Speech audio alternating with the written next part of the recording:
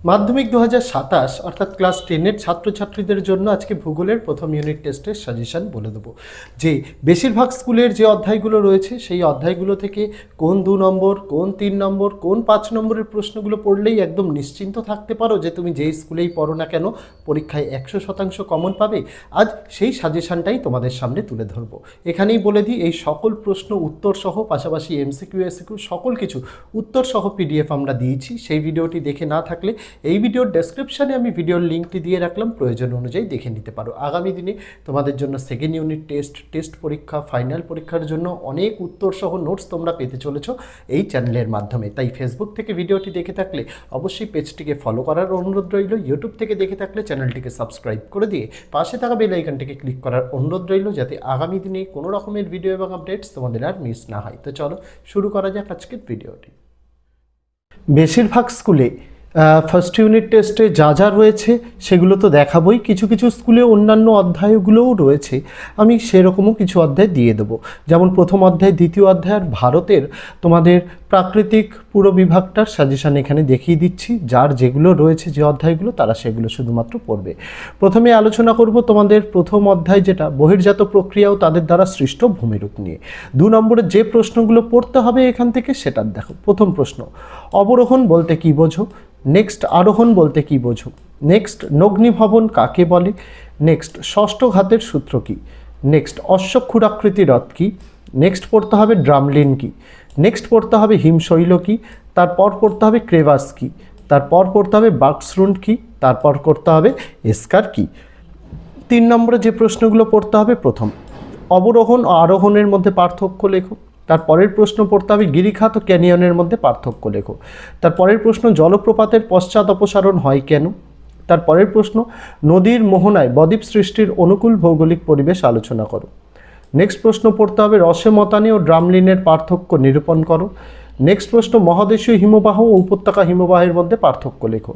Next প্রশ্ন, অক্ষাংশ ভেদে হিমরেখার উচ্চতা ভিন্ন হয় ব্যাখ্যা করো।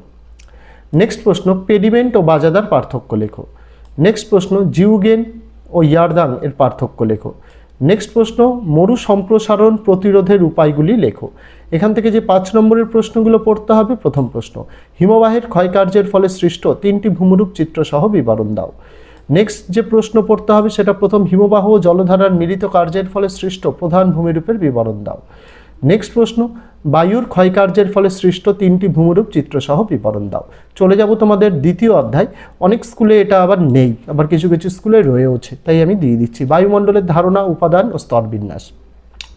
2 নম্বরের যে প্রশ্ন পড়তে হবে, প্রথম, গ্রিন হাউস প্রভাব কী? তারপর পড়তে হবে ইনসোলেশন কী? তারপর পড়তে হবে বৃষ্টির ছায়া অঞ্চল কাকে বলে? তারপর পড়তে হবে অ্যালবেডো কী? তারপরের প্রশ্ন, কার্যকরী সৌরবিকিরণ কাকে বলে? তারপর এল নিনো কাকে বলে? তারপরের প্রশ্ন, লা নিনা কাকে বলে? পরের প্রশ্ন, ফেরেলের সূত্র কী? তারপরের প্রশ্ন, 22 ব্যালেট সূত্র কী? তারপরের প্রশ্ন, অশ্ব অক্ষাংশ কী? তারপরের প্রশ্ন, ফন কী? তারপরের প্রশ্ন, চিনুক কী? তারপরের প্রশ্ন, অ্যানাবেটিক বায়ু কী? তারপরের প্রশ্ন, ক্যাটাবেটিক বায়ু কী?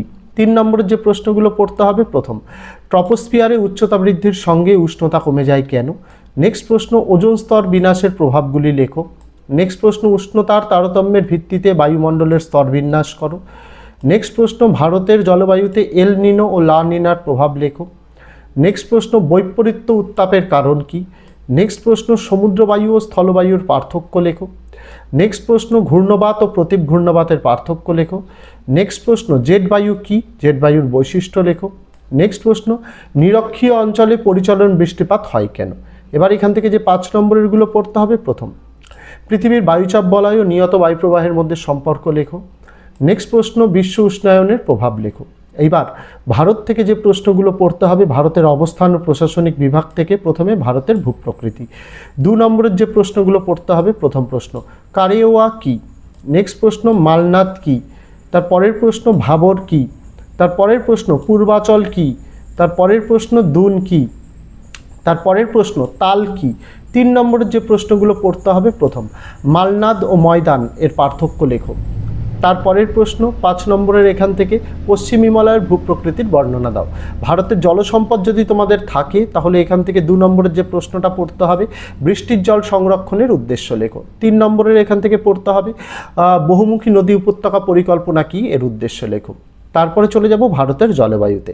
প্রথমে কালবৈশাখী কি, তার পরের প্রশ্ন লু কি, তার পরের প্রশ্ন আঁধি কি, তার পরের প্রশ্ন আশ্বিনের ঝড় কি, তার পরের প্রশ্ন মৌসুমী বিস্ফোরণ কি, তার পরের প্রশ্ন আম্রবৃষ্টি কি। 3 নম্বরের যে প্রশ্নগুলো পড়তে হবে, প্রথম ভারতে জলবায়ু নিয়ন্ত্রণে হিমালয় পর্বতের প্রভাব কি, তার পরের প্রশ্ন করমণ্ডল উপকূলে বছরে 2 বার বৃষ্টিপাত হয় কেন।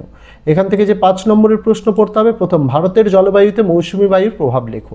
যদি ভারতের মৃত্তিকা তোমাদের ফার্স্ট ইউনিটে থেকে থাকে এখান থেকে একটি প্রশ্ন পড়ে যেও। 2 নম্বরের জন্য রেগুর কি। 3 নম্বরের জন্য পড়তে হবে ভাঙর ও খাদারের মধ্যে পার্থক্য লেখো। তারপর পড়তে হবে মাটি সংরক্ষণের উপায়গুলি লেখো। 5 নম্বরের এখান থেকে যে প্রশ্নটি পড়তে হবে সেটি হচ্ছে মাটির শ্রেণীবিভাগ করে যে কোনো দুটির বিবরণ দাও। তারপরে যদি কারোর ভারতের স্বাভাবিক উদ্ভিদ থাকে 2 নম্বরের যে প্রশ্ন পড়তে হবে, প্রথম সামাজিক বনসৃজনের উদ্দেশ্য কী। 2 প্রশ্ন সামাজিক বনসৃজন কাকে বলে। 5 নম্বরের যে প্রশ্নটি পড়তে হবে সেটি হচ্ছে ভারতের স্বাভাবিক উদ্ভিদের ওপর জলবায়ুর প্রভাব লেখো। এই ছিল তোমাদের ছাত্রছাত্রীরা প্রথম ইউনিট টেস্টের জন্য ভূগোলের সবথেকে গুরুত্বপূর্ণ প্রশ্নগুলো, যেগুলো পড়লেই তুমি যে স্কুলেই পড়ো না কেন ভূগোলে তুমি 100% কমন পেতে চলেছো। তো আজকে ভিডিওতে এটুকুই ছিল ছাত্রছাত্রীরা। দেখা হচ্ছে তোমাদের সঙ্গে আগামী দিন অন্য কোনো বিষয় অন্য কোনো ভিডিও নিয়ে। ততদিন সকলে ভালো থেকো, সুস্থ থেকো।